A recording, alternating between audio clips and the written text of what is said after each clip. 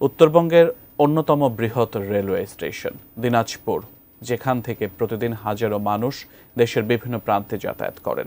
কিন্তু উত্তরাঞ্চলে সবচেয়ে ব্যস্ত এই স্টেশনে যাত্রীদের অভিযোগ দিন দিন বাড়ছে। দিনাজপুর রেলওয়ে স্টেশন থেকে আরও বিস্তারিত জানাতে আমাদের সাথে যুক্ত হচ্ছেন প্রতিনিধি ভুবন সেন।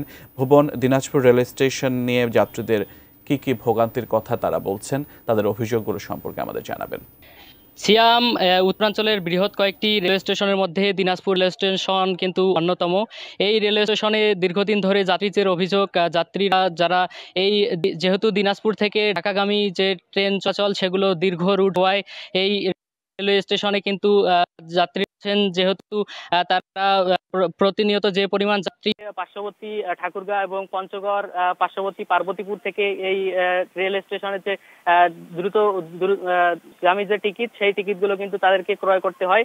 সেক্ষেত্রে তাদের একটি ভোগান্তি থাকে এবং যাত্রীরা যেহেতু দূর দূরান্ত থেকে এই রেল স্টেশন ধরেই কিন্তু ঢাকা এবং আশপাশের জেলায় যাতায়াত করে, সেহেতু ভোগান্তি কিন্তু লেগেই থাকে। আর একটি বিষয় আমি জানিয়ে রাখি, এই যে দিনাজপুর থেকে যে প্রতিনিয়ত প্রায় 14টি ট্রেন যাওয়া আসা করে এবং আমি রেলওয়ে কর্তৃপক্ষের সাথে কথা বলেছি, তারা যেটি বলছেন যে আন্তনগর ট্রেনগুলো কিন্তু প্রায় অচল অবস্থা, এগুলো আর কিছুদিনের মধ্যে ভাঙড়িতে পরিণত হবে। যদি আন্তনগর ট্রেনগুলো নতুন সংস্করণ দেওয়া হয়, সেহেতু এই ট্রেনগুলো কিন্তু যাত্রীরা কিন্তু সুযোগ সুবিধা পাবে। যেহেতু দিনাজপুর থেকে ঢাকাগামী যে ট্রেন, এগুলো কিন্তু অনেকবার ক্রসিং করে, যার কারণে যাত্রীদের দীর্ঘ একটি ভোগান্তি থাকে পথে। আমরা যেহেতু উত্তরাঞ্চল কৃষিভিত্তিক এলাকা, এখান থেকে কিন্তু কৃষিপণ্য ঢাকা এবং ঢাকার আশপাশের যে জেলাগুলো, সেগুলোতে কিন্তু ট্রেনের মাধ্যমে পণ্য যাতায়াত করা হয়।